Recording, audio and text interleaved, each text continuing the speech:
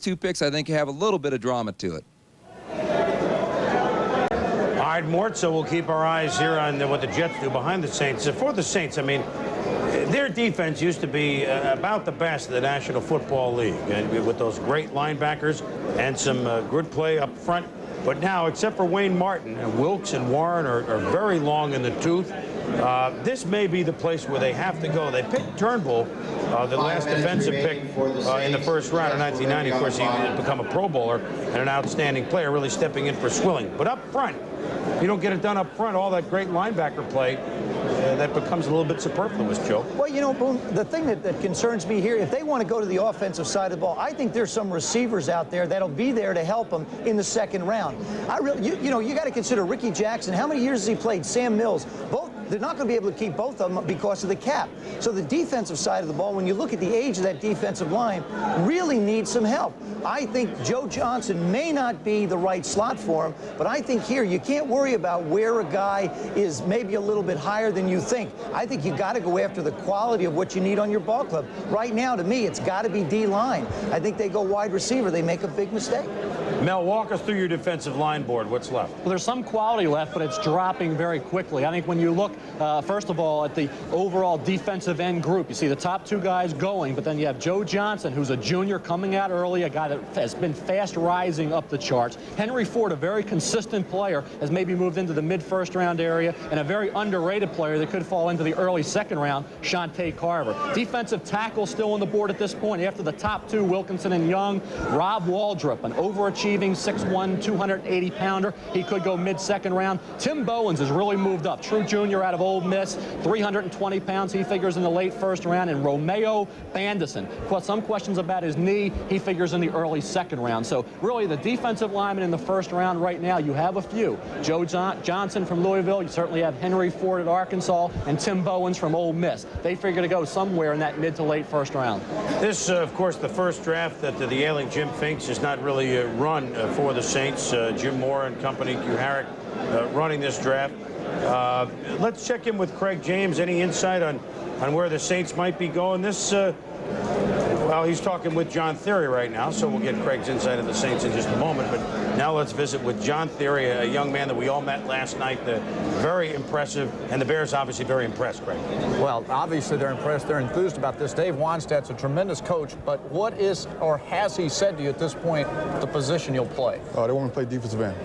What do you got to do to get ready to play that? Nothing really too much. Really just working my pass rushing techniques a bit more, but with my speed, size, and quickness and strength, I think it'll be a great asset for Chicago movement defensive end as well as myself. And you talk about your weight. Do you feel you're heavy enough to play defensive end? Oh, yes, sir. Right now I'm at the 250 area, and I can still run 440 some grass, so I think that has a big problem. I can put on some more weight. Would you have rather played linebacker in some system? Well, it wouldn't have made a difference because at Alcorn State, they really exposed me to a lot. I played outside linebacker, I was strong and weak. I played inside linebacker, played defensive end, I covered slot receivers. I did it so much, so I'm pretty much confident in any one of those positions. All right, well, good luck with it. And the Bears, I'm sure they're pretty happy about it. I'm happy about it myself. All right, thank you very much, Thanks, John. sir. We go back to you now, Chris. And the Saints have got to like Aaron Glenn, I would think. What an exciting day for you look at this day all your life, and John Theory and the other fellows that are here and around the country getting drafted #1. If reincarnation is reality, you see John Theory as a Bear that's been there for a long time. I really do. I see John Theory. I see Richard Dent at a very young age. I see John Theory as a guy filling that slot for Richard Dent, who's not signed. But here's an interesting thing about John Theory. Last night when we had a conversation, he was talking about wanting to study physics when he was in school. He didn't do that. He decided on biochemistry. He has a friend of his that is a physicist, and he said, you know something? He's making a lot of money, and I'm really envious. Hey, John, I got a little tip for you right now. You're going to make a lot of money, too. So don't worry about your buddy who's a physicist. He's doing fine. You're going to do real fine. And obviously with the type of young man that we've met and gotten to know a little bit of John Theory, his chemistry within the Bears club, with the Bears locker room will be just fine. Right. I mean, whenever you see a clock go down to the wire here. Now, could the Saints be talking trade and move down just a little bit? Well, we know the New York Jets really wanted Charles Johnson, wide receiver from Colorado. Whether they would give up anything to move up one spot remains to be seen. But Charles Johnson is on most teams' boards the #1 wide receiver in the country. You know, New Orleans could use a wideout, even though they did go out and sign Michael Haynes from the Atlanta Falcons. So we'll see what happens, but certainly a trade down is a possibility if they are not enamored enough with a Joe Johnson, a Henry Ford, or a Tim Bowens. 20 seconds to go here on the Saints clock, and that's exactly what's happened. The Jets have just made a trade with the Saints, and the reason is that even though everybody and their brother had Charles Johnson, the wide receiver from Colorado, going to the Jets. I mean, I've read this in 45 places since February,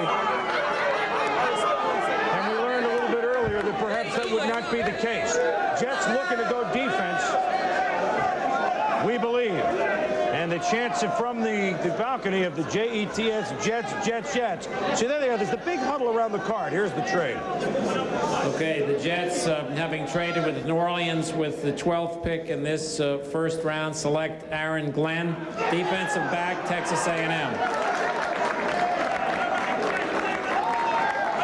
Now, Mort, you scooped me a little bit, buddy. Everyone had Charles Johnson going, but the Jets were looking for one of a couple of defensive players to fall through the cracks. Aaron Glenn, speed corner.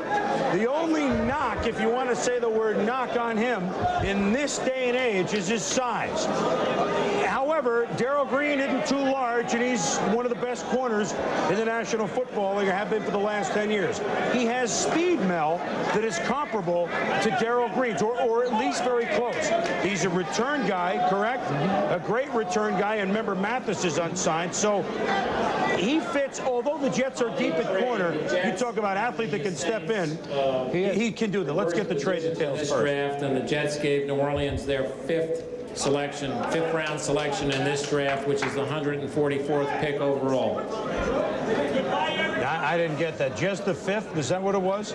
To move up one slot, it cost the Jets a fifth? Here's a repeat. The Jets and the Saints flipped positions in this round, in the first round, and the Jets gave the Saints their selection in the 5th round of this draft, which is the 144th pick overall. All right, so now the Saints are on the clock. Aaron Glenn is on the phone with the Jets, and he's also, the Jets are very good in the defensive backfield because they got Hasty on the last year of a big contract, and Glenn really, for value, is the guy to pick in that slot. Agree? He's a good football player, Chris. He's 5'8 3/4, and I think that was the thing that allowed Langham, at least in my report, to move ahead. You look at him there, 5'9", not quite, about 180 pounds. He's a big play, one-on-one corner. You see how he anticipates things in coverage, plays the ball, and he has that 41-inch vertical jump, which allows him to play a little taller. Great hands for the interception. This interception against Louisville broke that game open in the second half. We see him here returning a punt. Great open field running ability. He turns on the Jets here to go all the way for a touchdown, beating the guy, the last defender that could have taken him to the ground. Here in man coverage, steps in front, anticipates the football. I think the question here is, what's happened to Charles Johnson? There was a lot of questions and speculation about whether his knee injury in high school may have pushed him down. You know, he's failing some physicals. We know the Jets have a tough medical staff. Whether that played a factor remains to be seen, but the Jets still need to complement Rob Moore. They have not done that, but they have solidified that cornerback position. Well, frankly, the Jets feel that in the second and more likely the third round, that no, they won't get the Johnson or the Mortons or Alexander or Scott, the top 4 guys, but the next group of receivers are pretty similar. And so they feel in the second and third round they can get the help there, Joe. Let's look at the board. I agree. Rob Moore, of course, a transition player, not yet signed, but they expect him to stay. Remember, Moore was the complimentary receiver to Al Toon. Yeah, I don't think Moore was out there alone really last Yeah, Boom, I don't think there's any question that there is a need for the Jets at wide receiver. It just so happens in this draft, there are plenty of wide receivers that are going to be available to them. I think what they got in Aaron Glenn, first of all, I see Darrell Green in this kid. I had a chance to see Darrell Green come up as a rookie, and Darrell impressed me as a corner, tremendous cornerback. But I really believe if the Redskins would have let Darrell Green returned kickoffs and punts, he would have set every National Football League record that exists in that area. I see the same quality in Aaron Glenn. Remember, 19.9 yards on punt returns. With the rule change, with the kickoff going back 5 yards, a lower tee, more kickoffs, this kid is Mr. Excitement and going to make a big, big difference. Well, some call him the best punt return guy in the nation last year in college.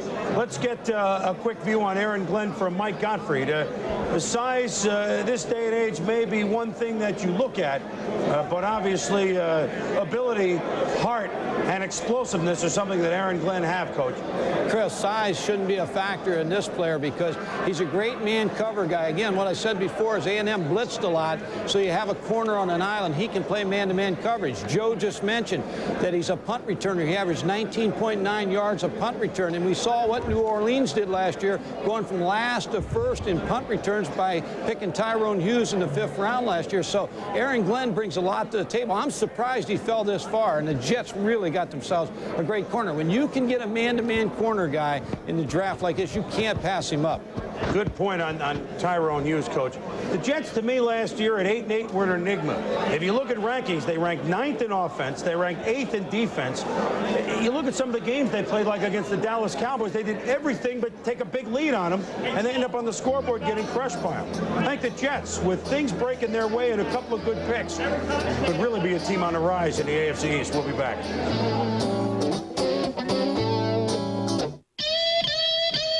East of the Texas Hill Country in Austin, there's a place that just won't let you go home hungry. It's called Threadgill's. And here you might find yourself behind a great big chicken fried steak, a mountain of red beans and rice, or even a microphone. So if you go, bring your appetite for a good time and your Visa card. Because Threadgill's might let you take the stage, but they won't take American Express. Visa, it's everywhere you want to be. Even though you may have never used a steel chainsaw,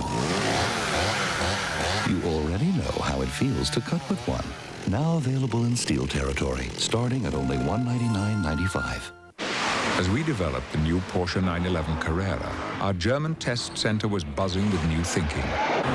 A radical new suspension, a more powerful engine. The suggestions came from far and wide.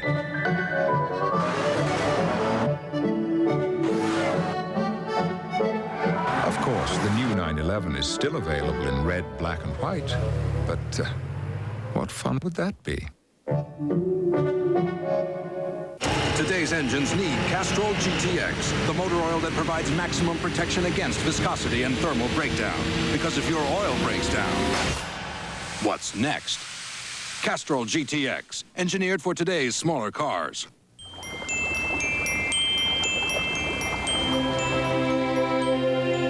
120 years ago, when people wanted to send us a letter, all they had to do was write Coors, Golden, Colorado on the envelope.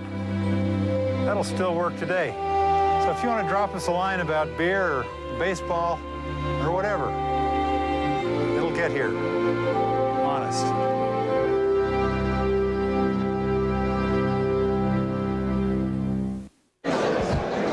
Saints now on the clock about 8 minutes ago for their pick. The 49ers made their move up to get the Ram slot. They chose defensive tackle Bryant Young from Notre Dame. Head coach of the Niners, George Seifert, with our Fred Edelstein. Freddie. Thanks. I'm joined now by George Seifert. George, Bryant Young was the first guy on your board. You liked defensive linemen. Did you think you had a shot for him when you woke up today? Well, I knew that there was a possibility, Freddie, but to really say that we'd wind up with Bryant Young, I couldn't say that I was all that optimistic, no. Does this determine what kind of defense you're going to have? Does this make you a 4-3 team? I'd say that it would head us in that direction, certainly more. To say that, in fact, that's what will happen, we can't. But no matter what, he's a fine addition to our football team, not only as an athlete, but the character of the man, his work ethic, which is important, certainly, to building this group back up again. When you traded Bill Romanowski earlier today, and you maybe thought you would get a Trev Alberts or an outside linebacker, were you thinking maybe then, maybe you're a 3-4, and this has an effect? As I said, you know, it was unfortunate we had to lose Bill Romanowski, but under the circumstances and the cap being as it is, it was a fact of life. Right now, though, it appears it will be 4-3. After working with Bryant a little bit longer and some of the other players, we may go back and play our elephant defense. It's just it's something we need a little bit more time. When you say you're sorry you lost Bill Romanowski, a lot of people felt that Romo was George's favorite player. Was he? They're all my favorites, and I say that sincerely. I like Bill Romanowski. Bill was the type of player, he wasn't injured, he plays